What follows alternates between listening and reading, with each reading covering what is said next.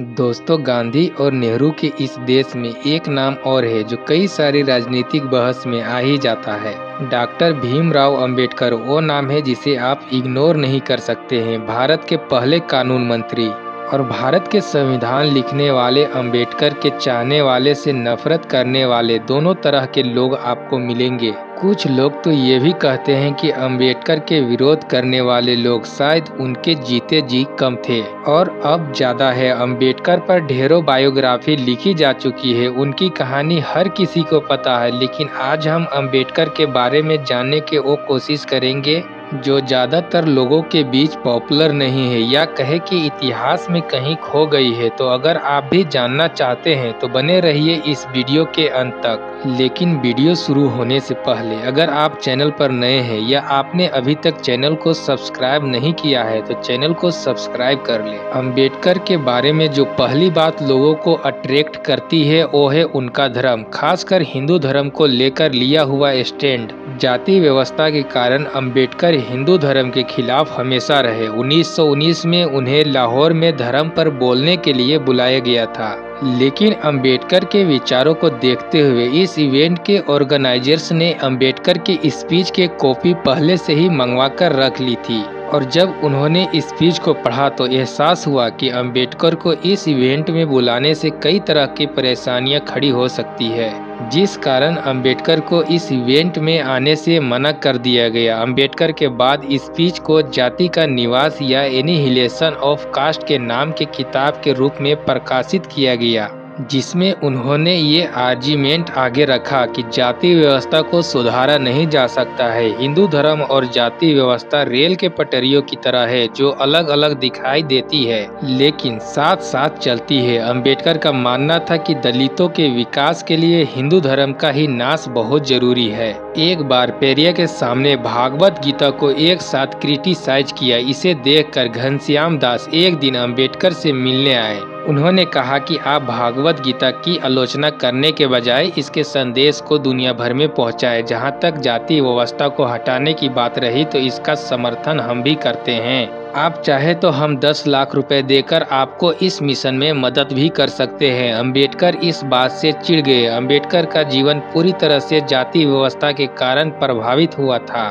जब अंबेडकर स्कूल में थे तब उन्हें संस्कृत पढ़ने से रोका गया, जिस वजह से अंबेडकर को फारसी पढ़नी पड़ी। अब उन्हें लग रहा था कि 10 लाख रुपए देकर बिरला उन्हें खरीदना चाह रहे हैं। अंबेडकर का हिंदू धर्म से विवाद 1929 में भी सामने आता है, जब उन्होंने नोटिस टू हिंदुइज्म नाम से एक लेख लिखा और इसमें दलितों से आग्रह किया कि वो अपना धर्म बदल ले। अंबेडकर का झुकाव पहले इस्लाम के तरफ था, लेकिन कुछ लोगों ने उन्हें सिख धर्म अपनाने के लिए कहा, लेकिन सिख धर्म में भी जातियों को देखकर उन्होंने ये ख्याल टाल दिया। खैर, अंबेडकर ने इस्लाम धर्म भी नहीं अपनाया क्योंकि अंबेडकर को ऐसा धर्म चाहिए था जो सिर्फ जाति ना मिटाए बल्कि आध्यात्मिक रूप से भी उन्हें स्वतंत्र कर दे। ईसाई धर्म के साथ उनकी परेशानी ये थी कि ईसाई जीसस को अपना मसीहा मानते थे और बाइबल में लिखा हुआ ये अंतिम शब्द था। हिंदू धर्म में भी पहले से ही सभी कुछ डिफाइन था। इस्लाम के साथ भी ये परेशानी थी कि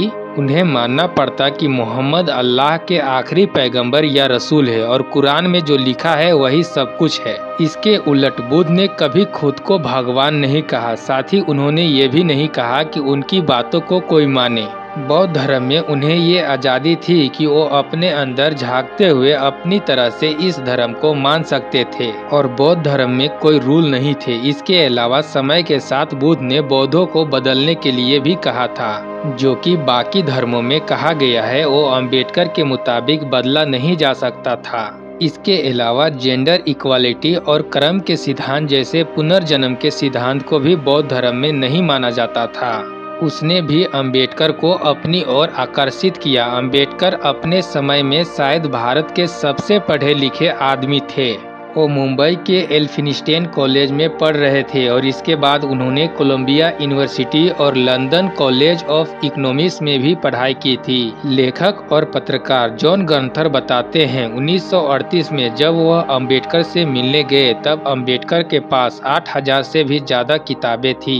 उनके मरने तक ये संख्या 35,000 तक पहुंच गई थी। अंबेडकर कभी अपनी किताबों को लोगों को पढ़ने के लिए नहीं देते थे, बल्कि अगर किसी को उनकी कोई किताब पढ़नी है तो वो सिर्फ उनकी स्टडी में जाकर ही किताब पढ़ सकता था। अंबेडकर का किताबों के प्रति इस कदर लगाव था कि वो रात भर पढ़ते थे और सुबह 2 घंटे के लिए सोकर उठ जाते थे। कोर्ट जाते हुए भी अपनी कार में उसी दिन आई नई किताबों को पढ़ते रहते थे और कोर्ट के बाद वो फिर से किताब के शॉप पर चले जाते थे, जहां से वो अपने लिए नई किताबें खरीदते थे।